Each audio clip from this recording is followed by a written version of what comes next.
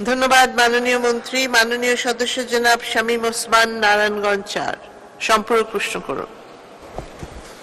জি মাননীয় স্পিকার, আপনাকে কৃতজ্ঞতা জানাচ্ছি আমাকে এই প্রশ্নটি করতে দেওয়ার জন্য, কারণ এটা আমার সেন্টিমেন্টের ব্যাপার। মাননীয় মন্ত্রী, স্বাস্থ্যমন্ত্রী, উনি অত্যন্ত সুযোগ্য একজন ব্যক্তিত্ব। গত অধিবেশনে উনি আমাকে কথা দিয়েছিলেন আমাকে জানাবেন। আমি জানতে চাই, জাতির জনক বঙ্গবন্ধু শেখ মুজিবুর রহমান মেমোরিয়াল ট্রাস্ট কর্তৃক 11/7/2021 সনে জাতির পিতার কনিষ্ঠ কন্যা শেখ রেহানার নামে মেডিকেল কলেজ হওয়ার কথা ছিল।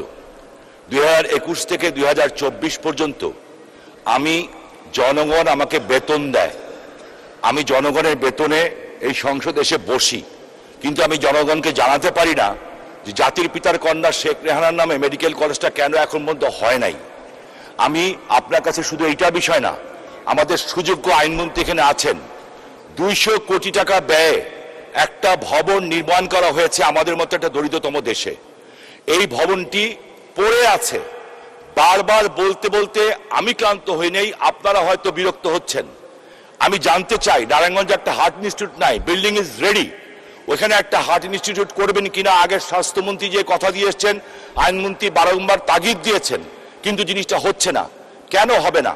কারণ আমরা জনগণের বেতন যেহেতু নেই, আমাকে জনগণের কাছে বলতে হবে। আর শেখ রেহানা নামটা আমার কাছে খুব সেন্টিমেন্টাল একটা ব্যাপার। একমাত্র প্রথম নারায়ণগঞ্জের ব্যাপারে এই মেডিকেল কলেজটা হয়েছিল, বঙ্গবন্ধু মেমোরিয়াল ট্রাস্ট কর্তৃক অনুমোদিত হয়েছিল।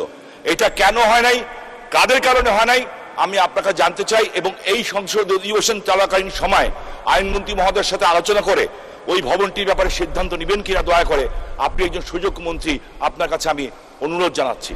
মাননীয় মন্ত্রী, মাননীয় স্পিকার, আপনাকে ধন্যবাদ। ধন্যবাদ মাননীয় সদস্য। মাননীয় মন্ত্রী। ধন্যবাদ মাননীয় স্পিকার। মাননীয় সংসদ সদস্য এই বিষয়টি আমাকে আগেও অবহিত করেছেন, তবে আমি যতটুকু জানি যে বঙ্গবন্ধু পরিবারের কারো নামে কোনো কিছু করতে গেলে যেটা বঙ্গবন্ধু ট্রাস্টে, সেই কাগজটা আপনি আমাকে দিবেন দয়া করে।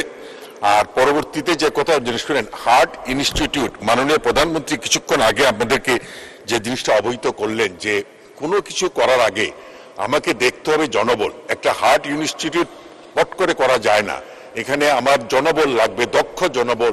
সেই জনবল আমার আছে কিনা? আমাদের ঢাকা শহরে যে সেন্ট্রাল ইনস্টিটিউটগুলো আছে সেইখানেই আমাদের যে ঘাটতি আছে।